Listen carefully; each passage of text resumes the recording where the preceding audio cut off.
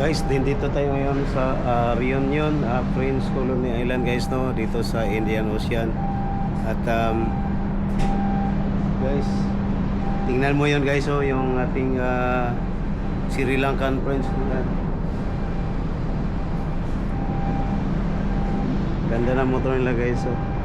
Mga big bike. Honda yan ata guys, Honda or BMW guys. Ang ganda guys. Ganda ng mga motor nila guys dito.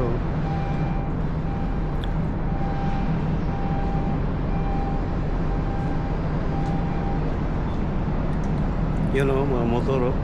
Mga big bike. Ganda, ang ganda. Sana all maganda.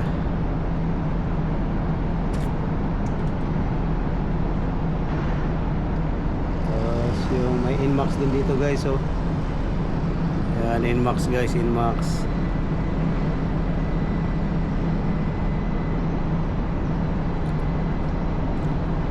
Super ganda, no? Ganda, ang ganda.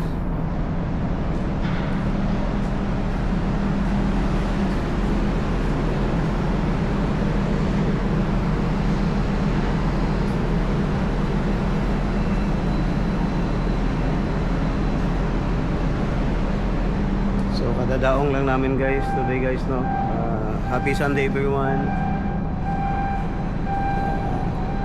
Sir Ship muling nagbabalik sa ating pagbablog at hope mag-subscribe kayo at yung mga silent followers natin, maraming salamat sa inyo at sana'y subscribe nyo na ako guys, no.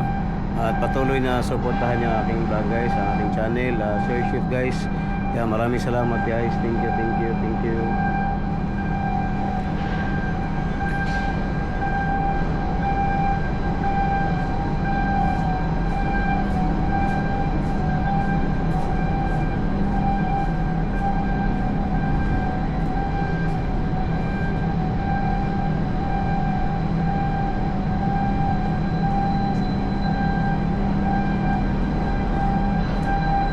Balik tayo sa kusina guys. Yan yung update natin sa mga ganito guys.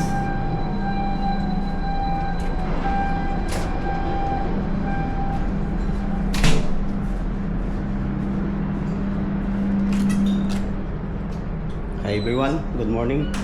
Happy Sunday, happy Sunday. Good appetite, bon appetit. Yeah, Easter day. Ha? Bakit? Hindi upstairs. Pinuhit ko naman eh. Ha? Pinuhit ko naman eh. Ay. Wala pa naman Day sulit. off. Walang day off si Tay. Ano, ganda yung birthday gift niya. Uy nga pala, 26 ngayon. Happy birthday, happy birthday. Happy birthday. 26 pala ngayon, ano? Kala ko. Happy birthday, tapos ganyan yung buhay sa ano mo, birthday mo ah. Yun yung brother, squad ko lang, tapos sabi, pasok ka ba din ito, 12 ba? Ha? Yun yung pa-birthday. Ala, papasukin ka pa? Sabihan, Sabi ni Noel. mo ngayon, try mo lang ba? Ito 12. Tapos mamaya hapon, bababa din ako, mag-switchover kami. Hanggang alas 5 daw, hanggang alas 8 ata ng gabi. Pati si Noel, pababa. Ngayon, katrabaho. Sabi nga ni Noel, hindi na, diretso na ako, akyat na ako. Sabi niya, Sabi ako nipid, sabihan mo si Noel, pasok lang. pag may kumatok, papasok. Siya sabi ni Noel, pag may kumatok daw, papasok. Ayos yung, ano niya, biradas ng hippie niya ba, no? Grabe, dito. Hindi niya isip, linggo ngayon ba? Kaya nga, grabe. Malupit. Walang awa eh. Mag-well ka ba tayo? Pwede yan, wilgahan. Gusto ko nga itong pinrano eh. Finish me. Ano ba itong binasampan nyo? Bago na dito sa kumpan niya.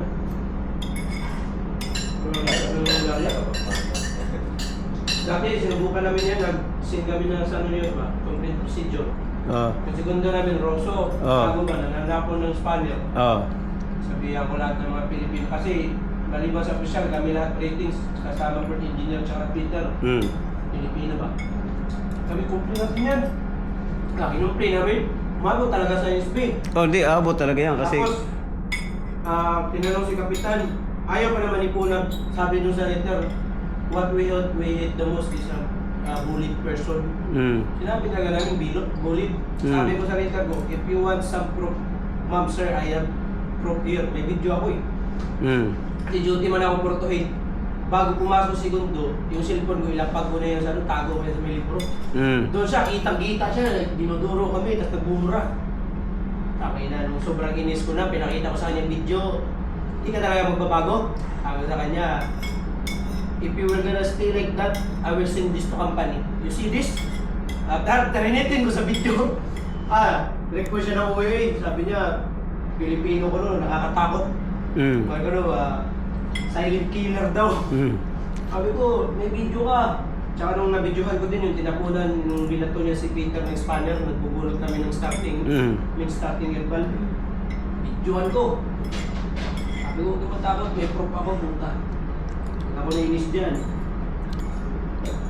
Kung sa Ebe, nakumabot kapitan. Abot ako dun. Sabi ko, kapitan sir, sorry sir, hindi ko na talaga matiis yung segundo mo. Hindi, tama naman talaga yun. Kapag sir. Sabi ko kasi, pero umaga-umaga, wala kami nasalanan, pinagbubura kami. Sinasabihan kami na yung Filipino are fucking idiots. You don't know, yung ganun ba? Sakit salita ba? Tapos pinapa-overtime kami sa nawala sa oras. Yung overtime ka lang para maglinis sa area ng iba. Doon nagsimula yung inita namin eh. Kaya ko, pinapa-overtime niya ako. Sabi niya, overtime na 4 na oras. may pagkakasyon. Duty ako as control, 4 to 8. Tapos paano ako, sabi niya, di, maglilinis sa salot ko. No. Sabi ko, no, ayaw ko. Sabi ko, labag ka na sa MLC. Sabi ko, No-restore. Sabi ko, how about my rest? Sabi ko, if it's emergency then, yes, I will do it. Wala kasing ano dito, yung QR code eh. Doon sa St. Pierre, may QR code doon. Sa Kailas, meron din. Yung wiper namin dyan nag-send, umabot sa NSPOA. Diretso yan, diretso. Ang pagpalipad mo yan, diretso sa MLC. And then yung MLC, mag-response ka agad yun sa NSB, tapos NSB dito kay Kapitan. Nag-email yung NSB. Nagtanong siya sino daw nag-report doon sa QR code. Siyempre, walang magana doon. Walang magana doon. Walang mamin doon. Parang din nila may bilundo. Wala pa uwi, silundo. Yari yan pag... Kami naman pinya, talagang sabi niya pa, punta kayo ng bridge. Pagtanong niya pa, salita ko agad. Sabi ko, sir, kung hindi uuwi na segundo niya, sir, ako na lang uuwi. Sabi ko. Sabi niya pa, no, I will not let you go home. I saw your previous CPR, yung performance is very good. Hindi po pwedeng gano'n eh. Sabi ko, sir, bastos kasi. Sabi ko, management siya, pero the way na magdala siya ng tao, parang it's not like acting ng management. Sabi ko, yung ano ko sir, mental health ko, tsaka ano ko, ganun. Apektado, oo.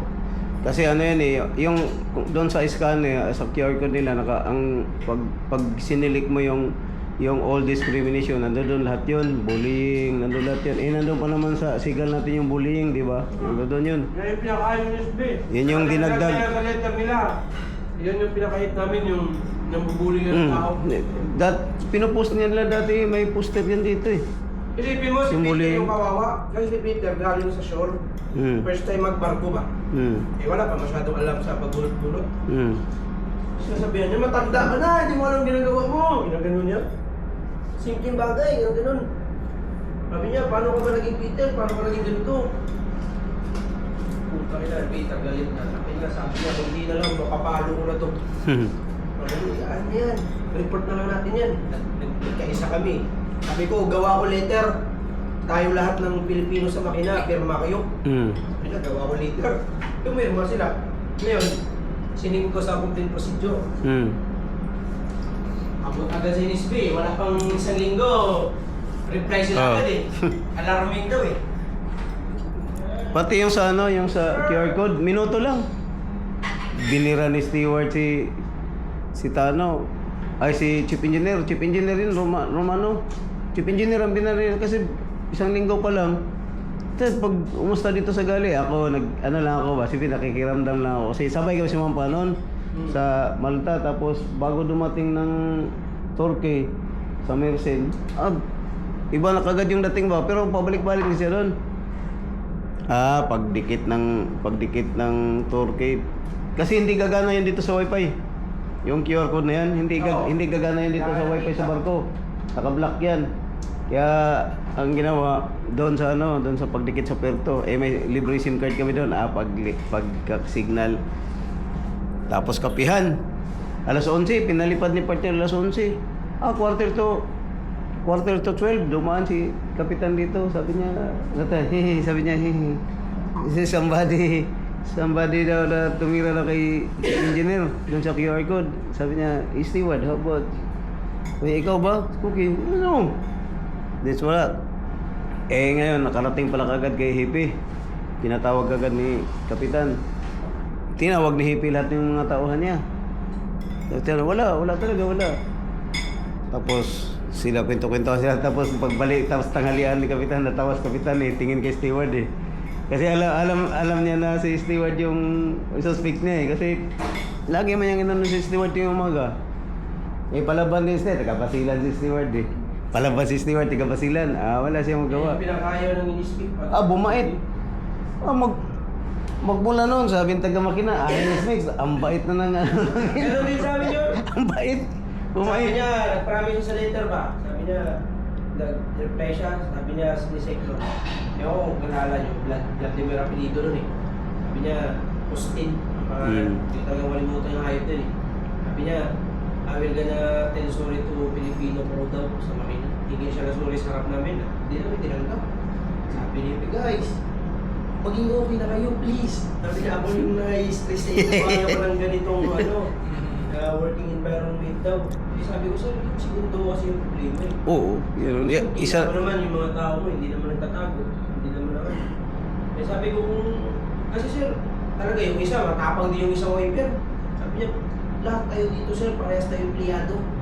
Kahit ni isa sa inyo, walang pwedeng sumigaw sa amin, walang pwedeng mag-utos, pwede kasi superior namin kami, ay kayo. Pero not to the point na bubuluhin niya kami, na parang ba siya yung nagsasahod sa amin. Parehas naman tayo sir, sinasahuran Ang pinagkaiba nga lang, advantage kayo kasi nasa mataas na posisyon kayo. Meron si wiper. Nagsalita din si Port. Talagang tinagtulungan namin. Sabi ko, tulungan natin para pauwi yan. Pauwi talaga yun. Pagbabayan ng gawin, pinakihan niya kami, gano'n siya. Gano'n kami, bye-bye. Ayaw ko, nakabalik ko ba yung Dennis B? pag na dahil sa yan sipa yan pagka ganyan.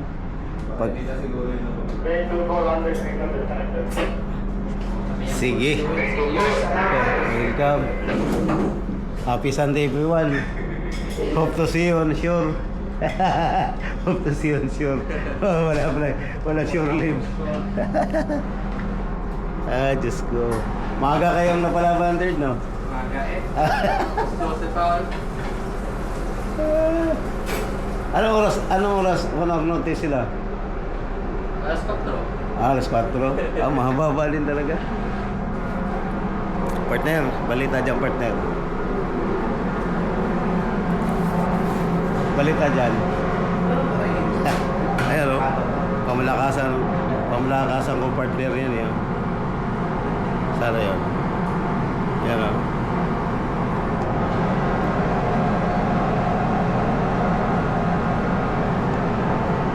Wala pa.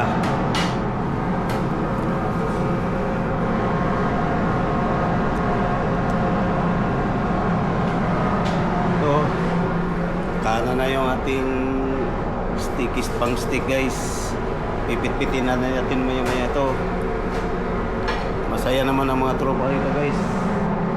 So guys, happy Sunday everyone. At hanggang dito na lang tayo guys magtatapos guys. At sa susunod natin pag-vlog guys, no? At Starship, don't forget to like, share, and subscribe.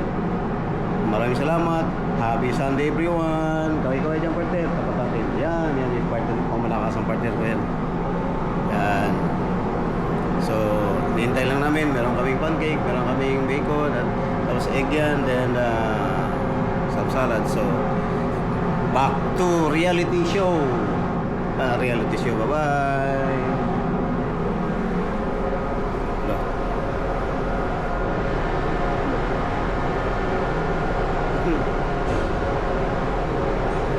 Yari.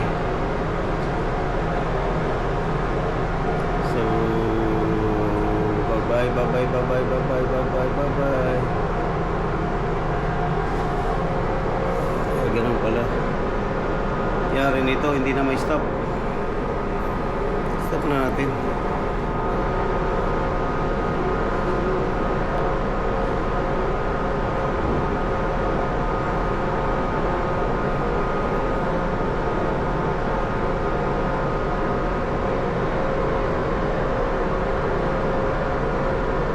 Uy, uy, uy.